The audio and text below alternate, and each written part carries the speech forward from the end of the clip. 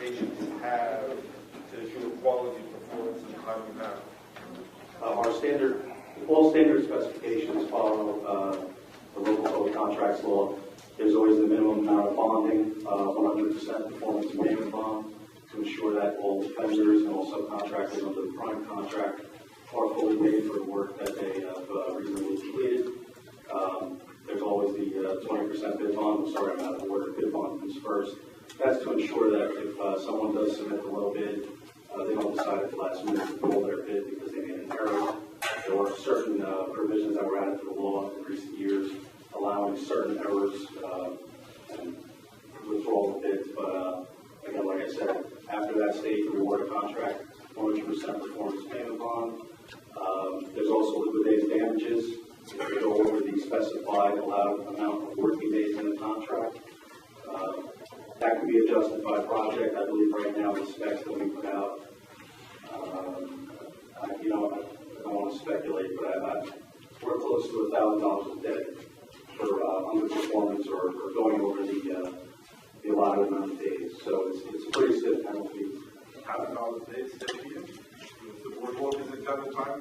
Well, it could be adjusted, but typically what we see when we see an overage, it's usually a lot. It's not usually a small amount. That was going to be the next question. Is there a penalty provision there?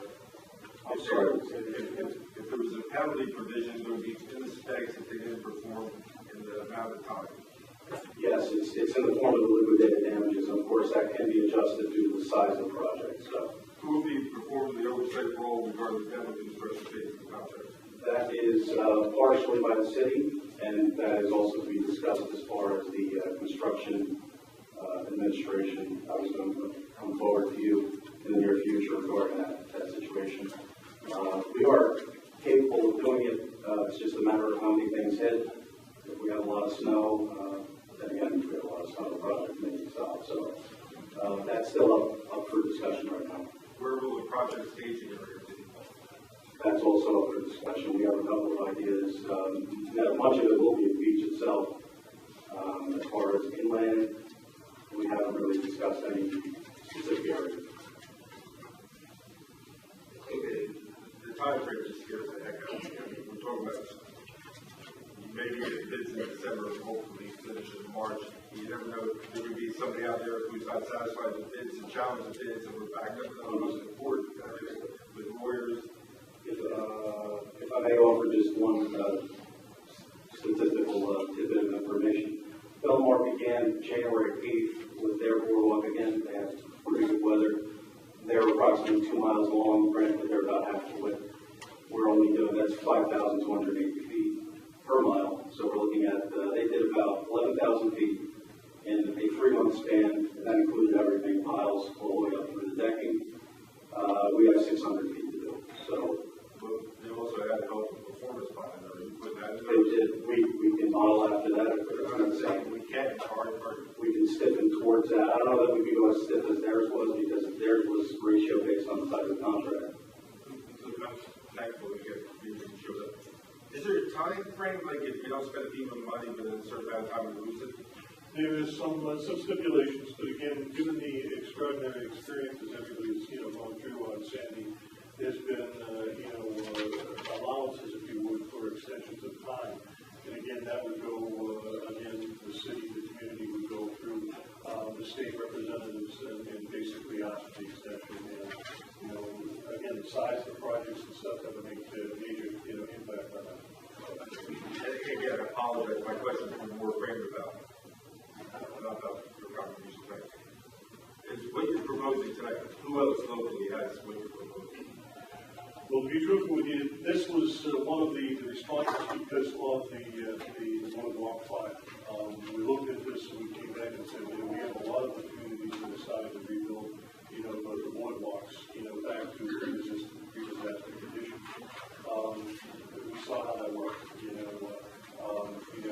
was a terrible event that they went through the Sandy storm, but now they're at the same phase again, but they're rebuilding because of fire. So whatever they won, they lost. You're in the opportunity right now that if you can do this, not to say that you're going to have a high that take place, but we have the opportunity to at least remove that peril, of potential for fire from this happening again. I can't find. So you guys just work in Jersey. I mean, the town of Dill, right? Don't they have concrete? In some of them they do. Again, it depends on why they're doing it. The disaster here, basically was the surge. You had a surge that came in. The bulkhead wall held very well in most cases. What you ended up is a surge coming in, getting underneath, and basically the uplift, from the surge basically lifted up the deck boards and knocked most of the boards, and decking off. And that's why it was a good thing that we had so many fires, doors, where and I think we were going to even make them bigger so we could blow out instead of taking boards up. Well, in some cases, you have a chimney effect that takes place on that. In some cases, the fire can start here, from a building get down inside there, and that whole thing could be a chase to back up in another area. So that's kind of what happened there, down on the boardwalk. They were chasing. That's why they made the cut. They made the cut on the boardwalk to open that basically so it ended there, not just get pulled down. Now again, if this is going to be poured concrete underneath, does that mean no bottom? No bottom? Or still bottom? No. No bottom? Well needed. So that cuts down a lot on the top. And again, you're bringing up a couple of things on the construction end of this. In the estimates that we put together, we actually put in for the hot water and fluoride, which is for into applications. The second thing is flowable, and again, discussions that need to take place. But the flowable concrete can be poured in much more, inclement weather than if you were going to put the gravel in, because again, depending on whether it freezes and then thaws and freezes, you can still have the sediment. So that's kind of the reason why we went towards the flowable fill. It's something that you start, you just keep pouring, and then while they're pouring that, something can come back and start falling to the slab, the 6-inch concrete slab. As that concrete slab goes, then you can start to put your waivers down, your sleepers down, and 2x over. As we talked about, is maybe going into a synthetic, like a plastic or something that is going to withstand better for the nail ones. So somebody can start on that, and somebody can start with the decking. So that whole thing is going to be able to move along quite, one step, 2 step, 3 steps. Versus if you're going to rebuild it as stringers and stuff, that has to be completed. When you can start coming back and start to put the decking on and stuff like that. Well, if we had a brutally cold winter, you can't even drive by. It's a big right to shut. And again, we have a new presentation. I guess nobody else has this in our area yet. And I'm not an engineer for this common sense way. If we go to this plan and we pour the concrete and everything, we had a brutally cold winter. Wouldn't that, with the water getting in there, get a good chance of cracking that concrete underneath it? Probably not. But again, But that's the problem. well, again, there's conditions that you're going to have to look at when you're pouring that. To make sure that it's all flowable, that you're not ending up with voids and stuff. That would be the supervision that they would be able to come in and look at that. But as that would come in, you don't get that off, so that you pour this all solid. You move to the next section, pour that all solid, just work your way down through there. Yeah, the other thing is we would be recessing on the top of the bulkhead that would stop the wind blowing, bring it laterally, and then what we use is a method of blanketing and anchoring. You anchor the blankets, and it adds a tremendous amount of warmth to that concrete. Concrete gives off its own tremendous amount of heat as well. So, I think Laura, I thank you for everything you've done for the Jersey Shore. Absolutely. Thank you for taking the time to listen. So at this time, regarding this specific resolution authorization to bid, I'd like to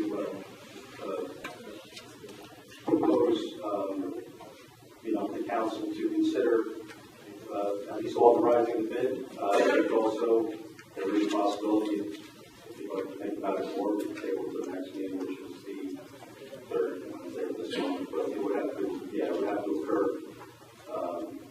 We would have to make our decision relatively quickly on this, and given the presentation tonight, I know it's way I'm thinking. A lot of it is the money, but a lot of it is also the timing, and a lot of the risk factors being eliminated during construction, and that's the presentation. So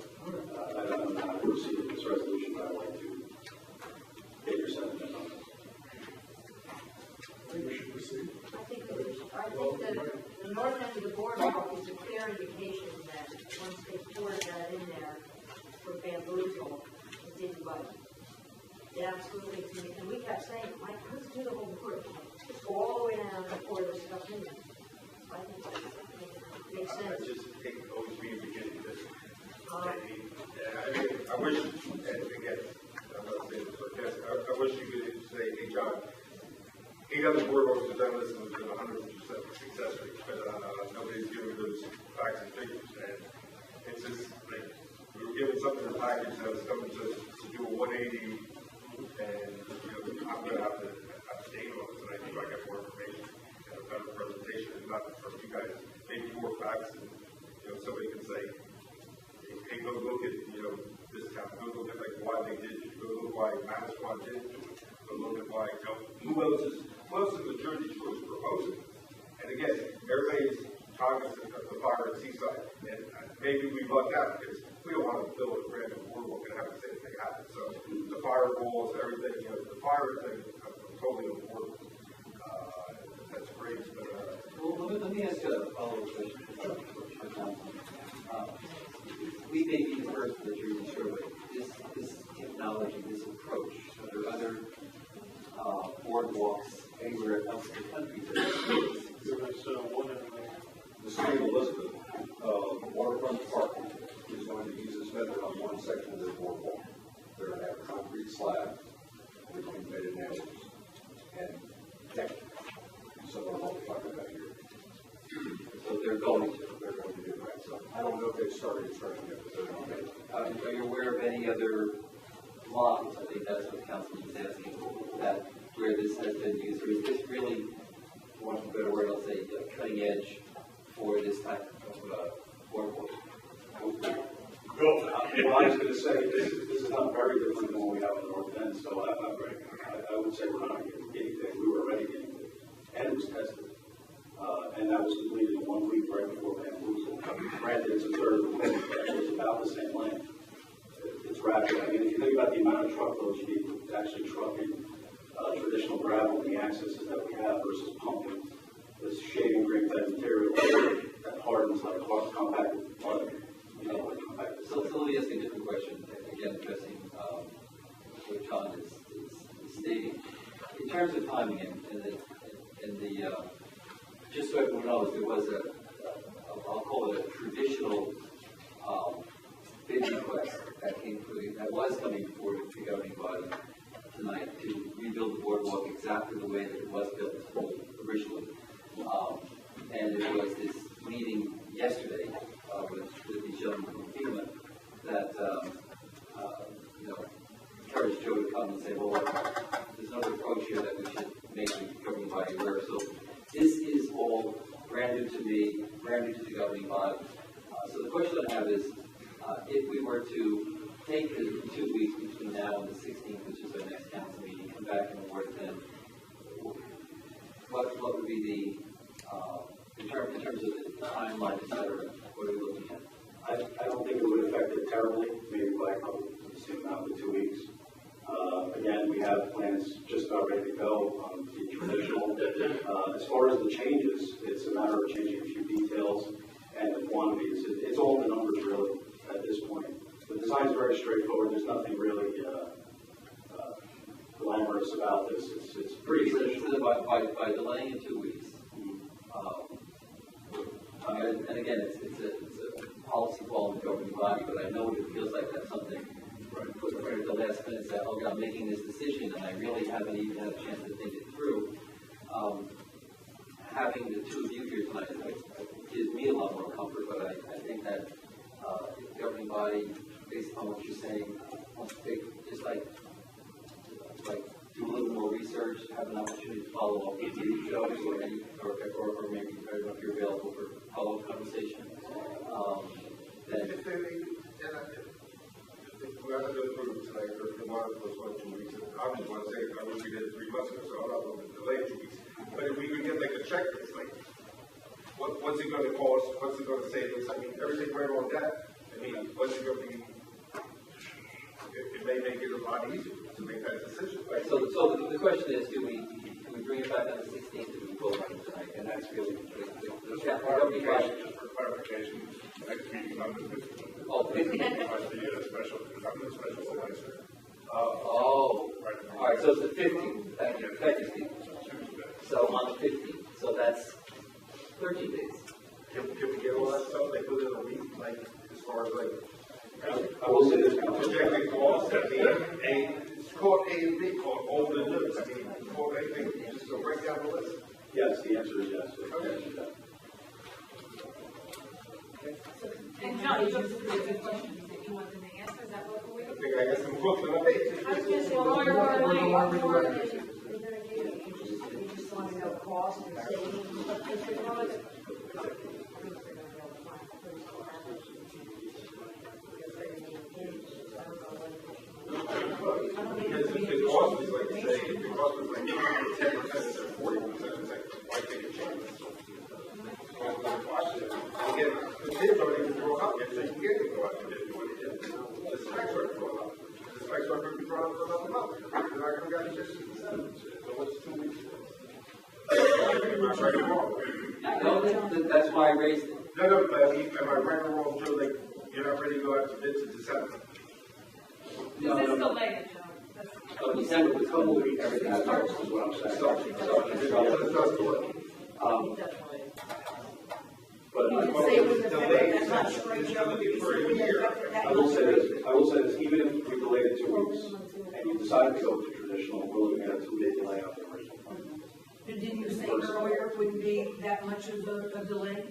2 weeks is very minimal on a project of this size, so if you decided to go with the new plan, you would save out on the back end with the actual construction time too, so. I just, Thomas gave me an analysis that lays out what the projected cost would be, comparing exactly what I never mentioned dollars enough because I use percentages just because we're saying because you don't want some sort of bid. No, I'm not giving you any numbers. What I'm saying is this analysis that's been done that will give the governing body, so that you can have no pun intended concrete examples. And I think that may also assist you in the analysis. Thank you. Thank you. Thank you.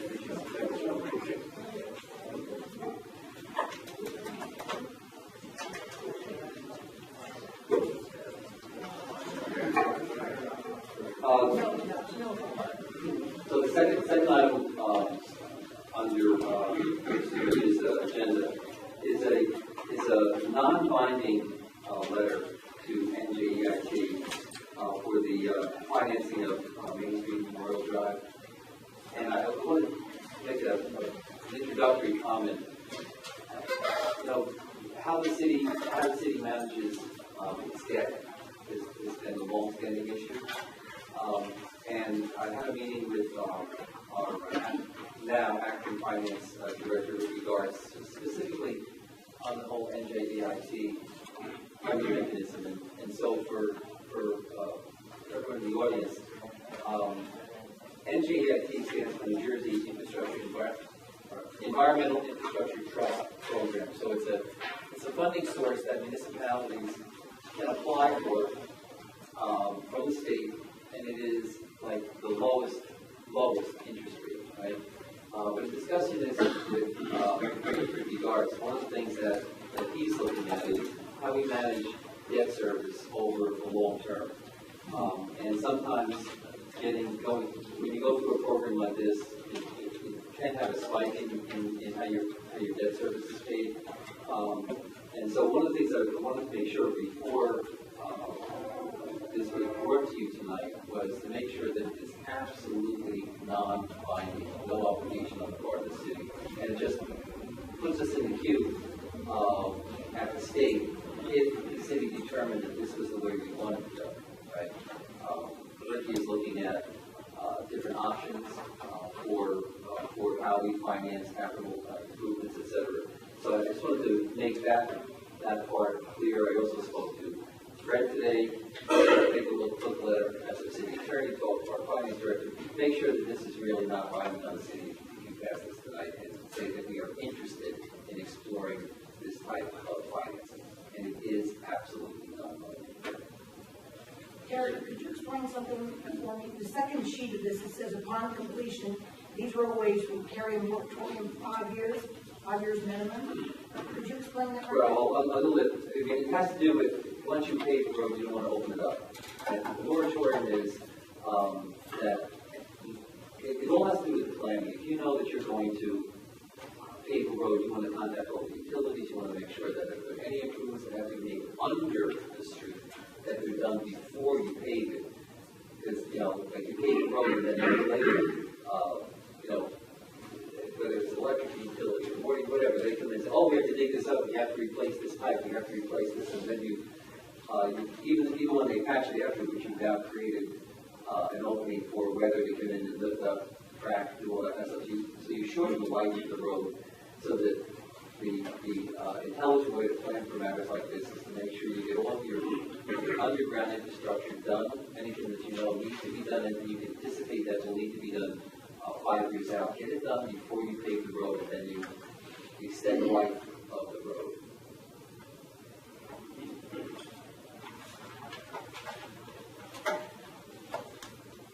Any questions on this? On the 1110? Yes. Oh, yeah. I got all these notes, so, what would be our timeline for submitting the non-binding letter of intent to be in a favorable position to access NJEIT funding? Okay, essentially, in order to be guaranteed a position in line, it's October 7th. In order to get to be eligible for what they call second chance funding, which there is no guarantee that you'll get a position in line, will be considered. That could be submitted anywhere until March, but again, it drastically lowers the chances of it getting funded. That's called second chance. I do not recommend going for that.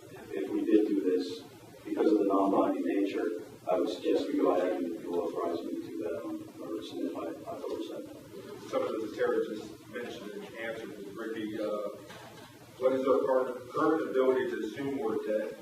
What impact would fiscal debt have on the city sewer percentage increase? And that's what he's looking at. So, yeah, exactly, John. That's exactly what he's looking into, because there are alternate ways. And as I mentioned, even though this is cheap money, it may not be cheap for us as a city if it impacts our debt service in a way that requires us to increase sewer user rates at an accelerated pace. So that's what he's analyzing. Okay.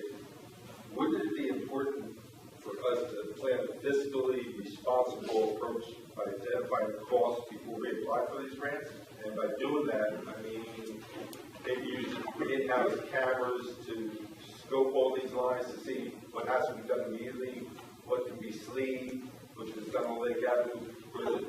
You don't necessarily have to trench and replace everything. You can sleeve, which is done on Lake Avenue, Springwood Avenue. So could you just define sleeve for people who don't know what that means? Yeah, you have an 8-inch pipe now. Just a joke. Essentially, you reinforce the pipe from the inside. If it's cracked, if it's longitudinal, again, varying degrees, but a lot of those repairs can be done. It's important to note that they are a lot weaker and much shorter in lifespan, and the majority of our system is in excess of 100 years old. So we typically design as engineers for 50 years. So if we're going to be going ahead, that's why you saw the approach earlier on with Springwood and the CBD was to rip out and just start anew, to guarantee yourself your 50 years versus putting the patches on something that's 100 years old or very close. Okay, on Main Street, we're responsible for the sewer line, which I believe is an 8-inch line, basically runs the length on the east. It varies in size. Who's responsible for the storm? That's for the state. The storm drain is the state, but they have stated under the, I'm going to call it the road diet, but really, regardless of whether we decide to go with the road diet or not, they're still going to reconstruct the roadway fully in some areas and just milling and paving in a lot of other areas.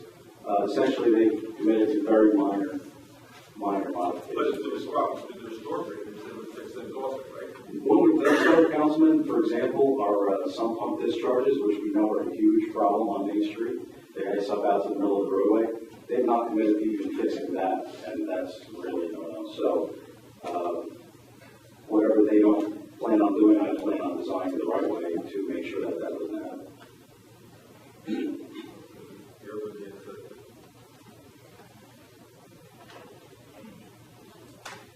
I think that was basically it. I was just saying, like, should we first shoot the lines with our in-house cameras, get a better idea of what has to be replaced, be it the sewer lines, be it the manhole covers that we're responsible for, because some of it may not be bad, it could come to the next 15 to 20 year repaving project.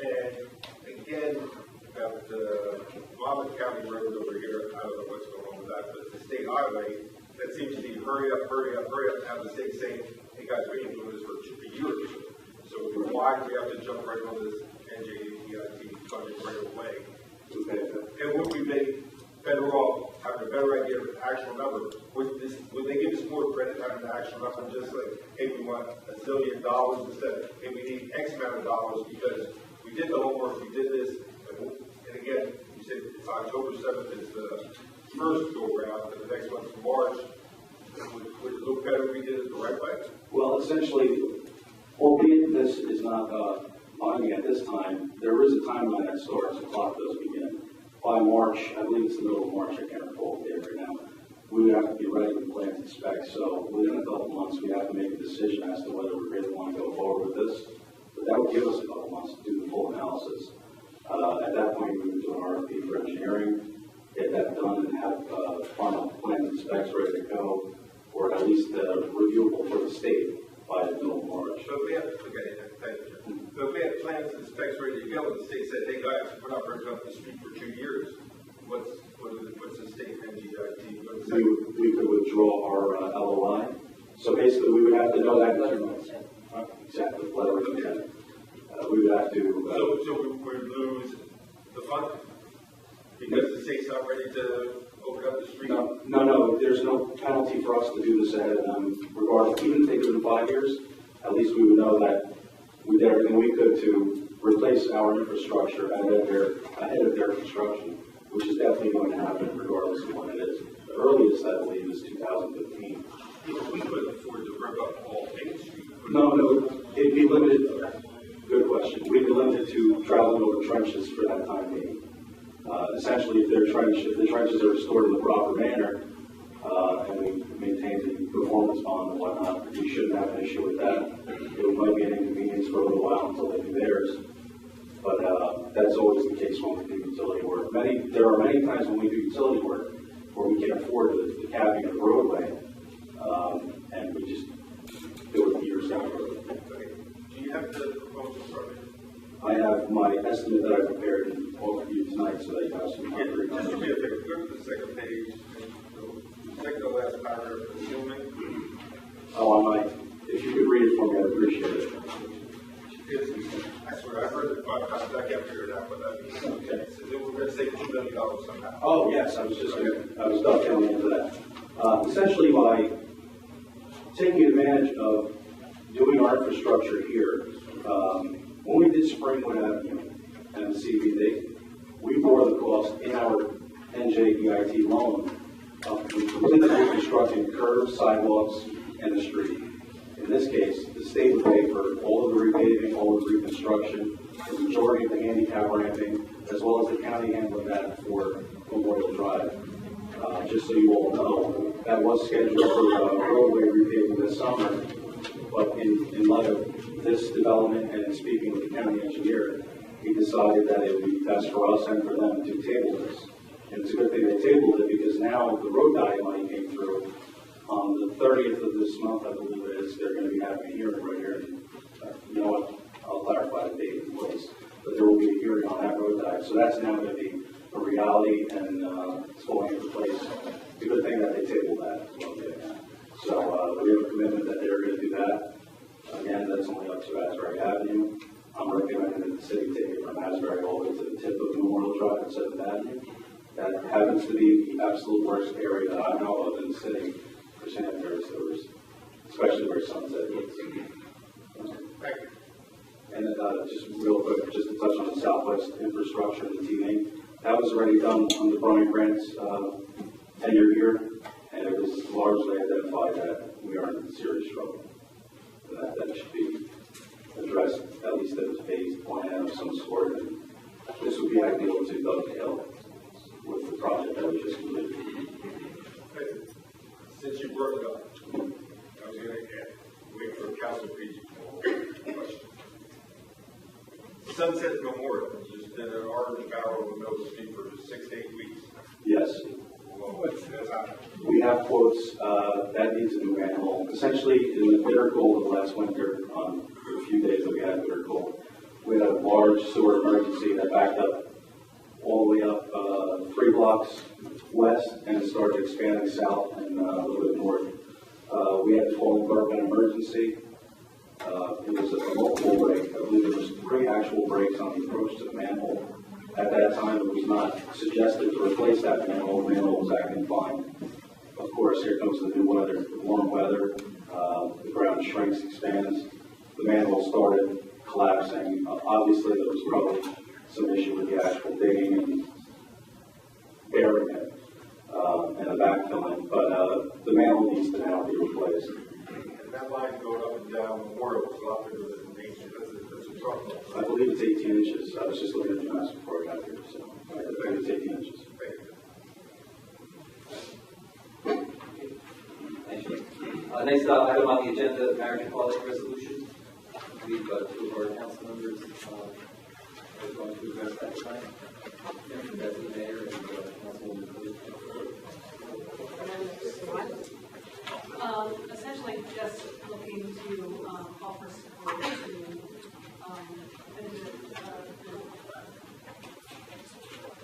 pressure to the legislature to pass the marriage equality bill. The New Jersey United for Marriage reached out to us about possibly passing a resolution supporting marriage equality.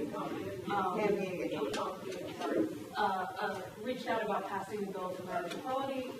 Fred got us a sample of what Broadway recently passed in the last month or so, and so we were looking to see if we had a majority for Asbury Park to go I don't know, Terry, what was it, a year or 2 ago, the previous council voted to support marriage equality, and that was before it happened. And now we all read the paper, and the courts are ruling, and our governor is working to appeal everything. They're still working to veto, to overturn the veto on the original, and asking all the councils all over the place to actually do a resolution in support of marriage equality and overturning the veto. So I think tonight we were looking to see if we had a majority, and then at our next council meeting pass the actual resolution for Asbury Park. Well, that's up to the mayor and council. I took the liberty of actually taking what you had in the packets verbatim and putting it in the form of an Asbury Park resolution. So you could consider adopting this tonight if you wanted to. Otherwise, we could consider it next week. Well, I know John is very much in support of all 5 of us are, so I think we should just go.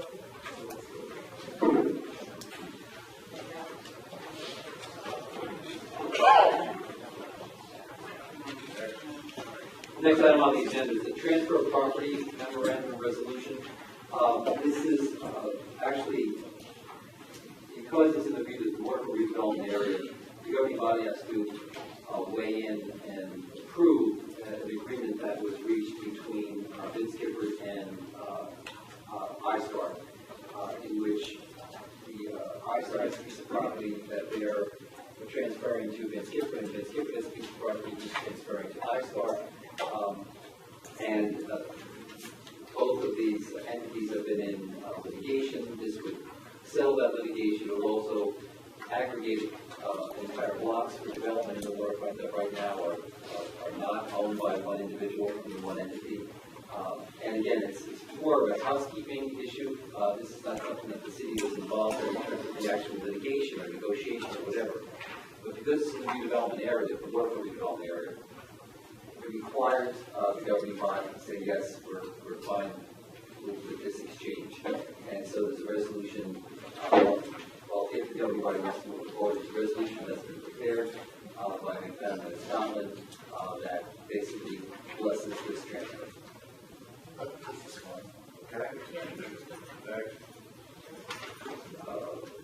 The final one is a request for authority to go out to bid for our liability, not out to bid, for our request for proposals. RFQs. This is one of the types of matters that you can go to RFP for, the purchase of insurance or facilities for insurance. And so this would be through the RFP process. Good. Okay. And next item on the agenda, matters to be introduced by the city council. Not that it doesn't matter, but Terry, our sweepers down again? We're down to one sweeper in the city? Is Joe still here? Joe still here? Yeah, the question for Joe.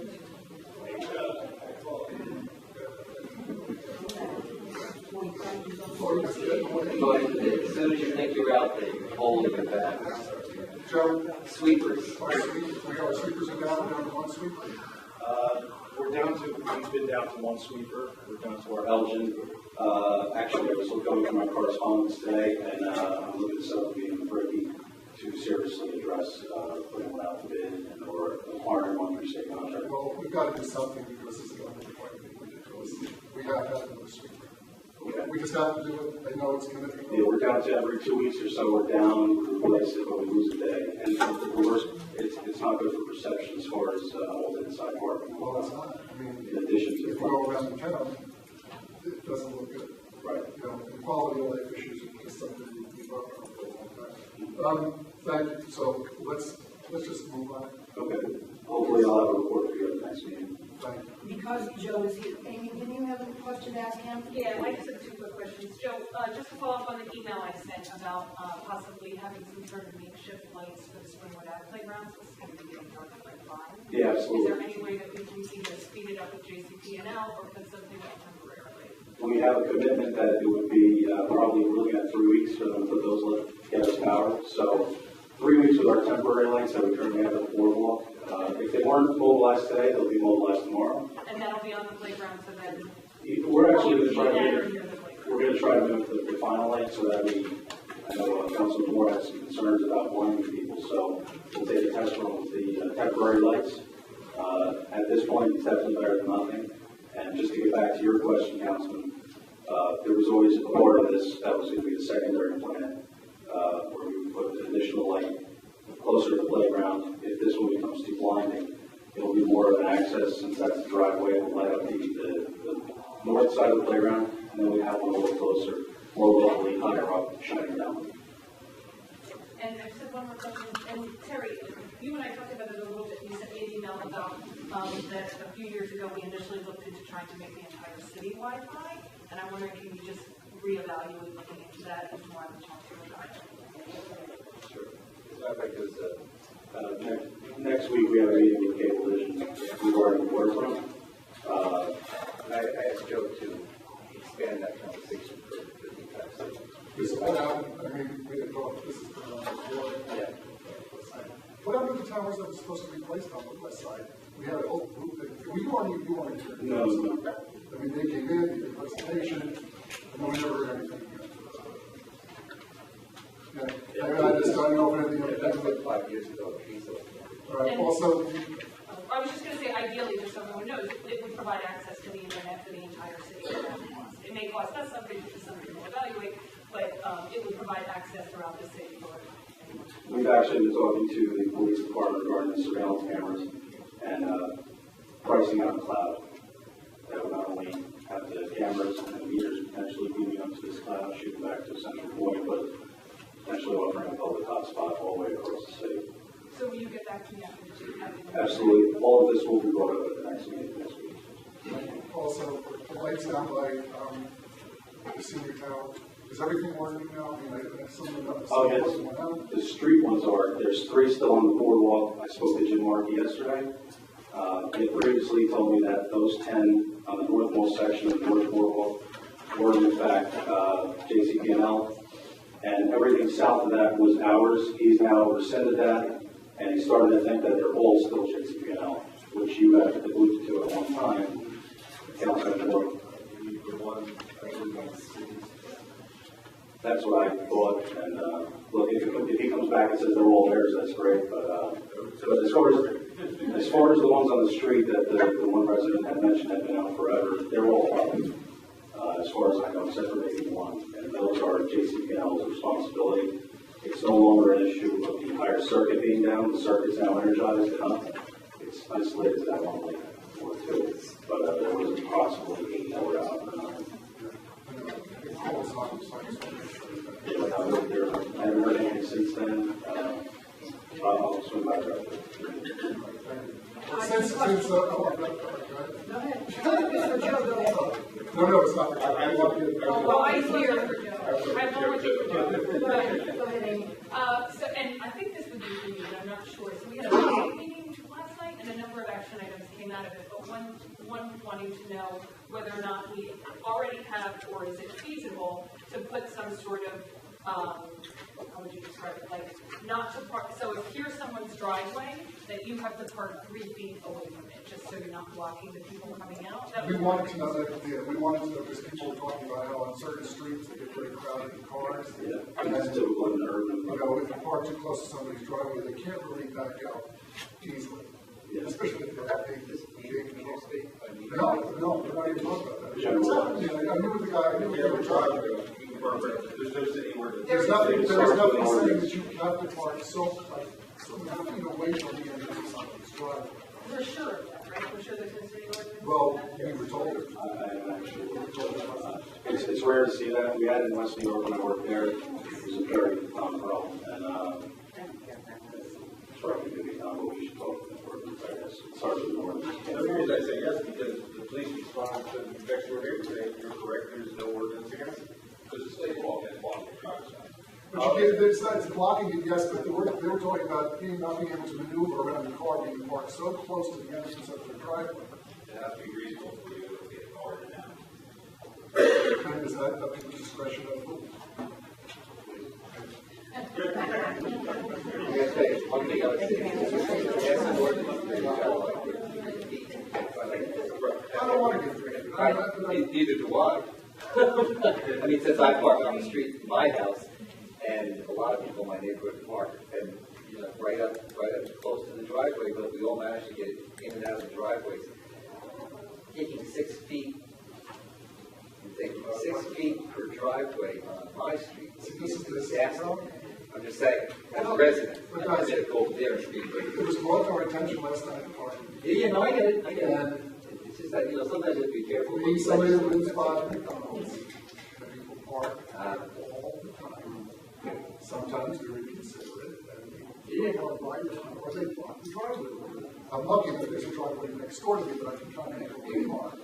That's not all the time. Sometimes a lot. We'll see. But anyway, that's just something, you know, that was brought to our attention. Anything else for Joe? Yes. All right. Last meeting, Danny Harris spoke up about the rocks in the playground. I went to the block party, it was a wonderful event. I went and I went over and took a look at the playground, beautiful playground. And I'm in agreement with that. We have to do something with the rocks. And there's a ton of broken glass in the immediate area too. And I know that whole field is small. Well, let me take this one because it actually was on my. You now take away the one thing I was going to talk about. No, I'll talk about it now. I also went over there and actually, Public Works has put topsoil over all the rocks that were immediately surrounding the playground. And interestingly, you know, after Danny made that comment, I went over there and there were, you know, 2 fathers with their kids, and one of them was like a 4-year-old, maybe 3, and he was walking around picking up those rocks, picking up and carrying them onto the playground, and then who knows what. So we got the soil around there, but I went over there again today just to do a final check, and there are still rocks that are the driveway doesn't, you know, that goes in there, and so those rocks will be out of there tomorrow, and there'll be topsoils that are planted, placed back in there, so that, and then all the other any other dangerous items that are in that area will also be taken out. Yeah, Mayor, that's the 2 piles that you questioned today. Yes. That's 2 additional to the 3 that we put down earlier. So these 2 will help fill in even thicker and fill in the area that Mr. Reed's talking about. Okay, and I have 2 concerns about that right there. In addition to the pebbles, I think that you're talking about there are huge boulders. There is debris throughout the Concrete entire. boulders. So they need to be out there, out of there, but I want to be sure that mounds of dirt that are there are not going to surround the playground, as you had mentioned once before, and turn into mud when it snows or rains? Is there any type of filler that you're going to put in? I know some of the other playgrounds have a rubber, like a rubber tire filler. Right. What we did is we compacted it for now, that first layer. That will not occur with that layer. It's got enough clay content that will be somewhat impervious to that. But this top layer, we have to leave it somewhat soft because we have approximately 100 pounds of seed and several hay bales to pick up. We're going to seed it immediately after this layer goes in, and we're in ideal time. So it's a matter of praying for some rain to get that to germinate. But if that doesn't occur, we'll go back to compacting that and trying to solidify it in a different manner. But for the time being, let's hope for grass. We're going to go ahead and do everything we can to get that going. Chief, you did break some rain for the fire department, right? One other question, on Avenue A, there's some new homes, and there's sinkholes behind the homes. So have we been able to ascertain who is at fault there and what needs to be done to remedy that situation? Unfortunately, it's totally unclear. Fred and I have had meetings. I was actually going to set up a meeting with Mr. Reed. We grabbed old maps. We have old deeds. A lot of this legwork was done in previous years. It's totally unclear on a few of those lots, making it totally ambiguous as to who the owner even is. They're small lots. They're small portions of the back of the lots that you're referring to where the new homes are. And again, they were drainage easements at one time, but it's not totally clear that the entire piece was an actual easement. It doesn't even show up on the tax map, nor does it show up in the county deed. So that is an ongoing discussion. It's not going to be something that's going to be solved overnight, but we are pushing forward on that. An ongoing discussion between whom? Internally first, and we're going to be discussing when we should bring I guess it's the Affordable Housing Alliance. I didn't want to bring them in initially because I had never heard of any part of this. So we had our meeting a few weeks ago internally where we put our heads together, we met up, we discussed what was done, what wasn't done, and where we currently stand. So now we're probably ready to call in and start discussions, I guess. Well, they'll probably be ready for you because the sinkholes keep expanding. Well, if there are things that we could do to, and just to clarify, they're not actual sinkholes. What they are small inlets along this run of pipe. They used to convey the drainage from the surface of those lots right into the system, which eventually leads into the trunk line out to Weston Lake. So the caps and the actual grades on those inlets have either disintegrated or been knocked loose. So those are relatively easy to fix as long as we get back there. Then you have the whole issue of access agreements, and this is where it gets very hairy. So we need to discuss this. We need to put our heads together, and it's not on the back burner. I will say that. Okay. Joe, on Memorial Avenue between 6th and Sunset, why is it down the pole for how long? Is that the Comcast one? Is that lighting down there? No, I'm sorry, it's Verizon. Yes, there was a development on that yesterday. I believe a truck went by and took it down. We went ahead, we went above and beyond actually. We helped the resident. Usually we refer the resident to the insurance carrier for the contract or vendor. This is on Memorial. Right on This Memorial? is on Memorial. Between 6th We're and probably, Sunset. I'll take a look at it. Wire's been down. It's been down. Yeah. I don't think somebody's going to notice it before.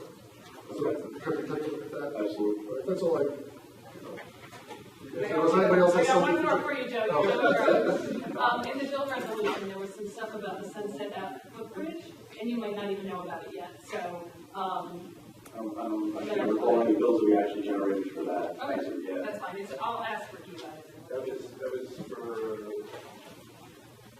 What was that for? bond. Bond. That was bond. Oh, okay. That makes sense.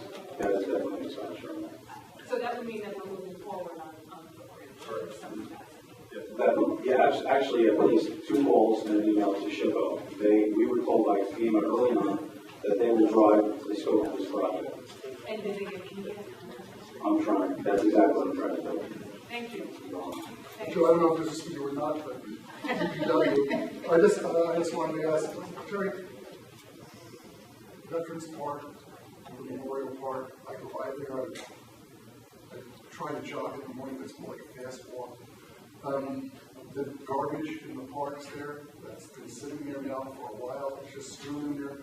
Who's responsible for cleaning those parks up? I'm sorry, Councilman, which parts exactly? Well, Memorial Park for one. Okay. If you go down any of them, you'll see garbage, but it's actually, it's not in the street. Oh, on the right It's side. in the park. And I'm just like, what, I mean, it's gotta be done. Okay, I will, It's so rude, but. no, I'll take a look. I mean, it's been there for a while, so I'd just like to see it. Absolutely. I know we have an issue with overflowing cans all over the city, but there's a tremendous influx of household garbage being thrown in these cans, and I've only noticed it actually once we started putting more cans out. No, Joe, what happens is people come here, they park their car, they eat or do whatever, then they dump their car out onto our property, and then they drive away. And I will note that the list of picks them up, just like any other household garbage put out in that zone, but again, it's only twice a week. They're filling up so fast, we have to hit them every day. So that's what I mentioned previously to someone I can recall. More cans is not always the answer, so we have to take a very I'm important not look at against it, but at one point, because they're in the parks, it's the stuff needs to be. Absolutely. Anyone else? Yeah, I mean, Well, for Joe. Yeah, no, Joe. you know, like, Go ahead. no, Joe, this is the easy one. On October 26th, Deal Lake Commission is gonna be lowering Deal Lake, to do a cleanup. We want to include Sunset Lake. So what we would like to do is to be able to lower Sunset Lake. Okay. But we would need the help of DPW. We've got a tree that's fallen in from that island that's been there since standing. So I don't know if we're waiting for FEMA money for that. That was scheduled to be cleaned up. There's actually two. We cleaned up because we need bars to get there. You know, and we're down bars. The one where we can just walk out to. We attempt. So we'll take a look. I just Actually, want to do a good cleaning of Sunset Lake, and I think if we lower it, I think we can get a lot of the crap out of there, and maybe even put some of the walls. I will note it only lowers to a certain point, so there's always about a foot in there. For the waters. And that's, yeah, But that's about as low as we can get it, so. just enough to get at least a look at the wall, and maybe get some things taken out of there. And anybody would like to volunteer, I'm putting it out there now. October 26th. October 26th. So, And Joe, did you know that in 1863, on this day, that Confederate forces blocked off the Union route to Chattanooga, their supply route? Does anybody know why this is significant? Anybody ever hear of Chickamauga? You know what's going on in Chickamauga at the time in Tennessee? It was the most brutal concentration camp ever in this country. It was actually a Confederate concentration camp for Union soldiers, and it was brutal. What happened there is actually still taught today in military college as something of what not to do. And I just hope it's just the history repeats itself. Thank you. Thank you. Just one thing, it's on the order. I'll make sure Mike.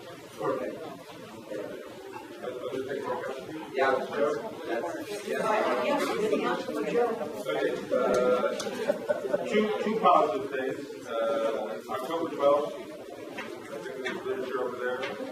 Citywide cleanup. So please, everybody bring anything and everything to the city yards, the household garbage and there'll be a shredding truck there. So if you have anything you want to get rid of, before the FBI gets I think that congratulate everybody that worked on the beach run this summer. I think we took in more money than ever, and something more on the wall than Germany shore. We deal with record business, and it hasn't been publicized. I think they deserve kudos. Thank you. No, I'm glad that you're having parties in the zoning walk. I actually dressed up last year, it was a lot of fun, and I plan on doing the same this year. Amy? Nope. Yes, that's me, huh? She's saying, I have several things I just want to mention. It was a busy weekend this weekend. The Gospel Jubilaires played at the Arts Center in Neptune. And it was a fantastic show for anybody that wasn't there. You can go on AsburyParkTV.org and watch it. It was a fantastic show. So that's one thing. Busy weekend also. I have participated just about 6 months ago in planting trees at Library Park and once Arbor Day with Interfaith Neighbors. And it was a total surprise to me at the last council meeting that there was trees planted on DeWitt Avenue, which is close to me, but I am very interested in the project, so I will be asking Tom Travinsky to come and just give a report on the inception of the program, up to the final planting. In addition to that, big week for Asbury Park. There were 2 houses on Avenue A that got solar panel. And there were people from California, the volunteers were there for 3 days. And I think the great part about it is they're going to come back, so there are going to be additional houses that are going to have solar panels. So not only does it cut down on the electricity cost, but it is going to be an avenue to create jobs for the youth here in our community. And so sooner or later they will be trained, they'll be able to do that, and leads to a future job outside the city. Last of all, and I mean, everyone's already talked about the zombie walk, but last of all, I just want to mention there is going to be a fundraiser to get money for the mayor's ball. And it's going to be at McLoom's on September 27th, Sunday afternoon, from 1 o'clock to 4 o'clock. I'm sorry, October. Thank you. October 27th. There's a young group out of Englishtown. They're young people, and they're called the Iconic Dance Crew. And if any of you have seen them, or if you have children, let me tell you, they are quote the bomb. And so I'm hoping there'll be more information that comes out in regards to this. And so we are going to, because there's no money in the chest to have the mayor's ball, we have to do some many fundraisers before we can have a mayor's ball. Thank you. Thank you. I think that the governing body set a record tonight. And all worthwhile, especially yours, John. Yeah. Next item on the agenda matters to be introduced by City Attorney Fred Raffetto. Thank you, Terry. The only item, just for public's information, the only item that the council may be taking action on this evening that was discussed earlier during our executive session is making appointments to fill certain vacancies that currently exist on various boards and commissions. Council may be making appointments to the Zoning Board of Adjustment, the Housing Authority, and appointing an alternate to the Dealing Commission. Secondly, I wanted to just let the public know that with regard to an update on the city manager position, the council held a special meeting last Wednesday, September 25th, and interviewed 3 candidates for the position in executive session. No formal action was taken on that date. There was going to be a special meeting held last night to interview more candidates, but that meeting has been canceled due to scheduling problems, and that is being rescheduled for Tuesday, October the 9th at 4:30 p.m. No appointment will be made on October 9th. It's just for the purpose of holding interviews. An appointment may be made at a meeting following. And that's all I have to say. I've covered my material, thanks, so I'm good. So, Second. No, we can't do that yet.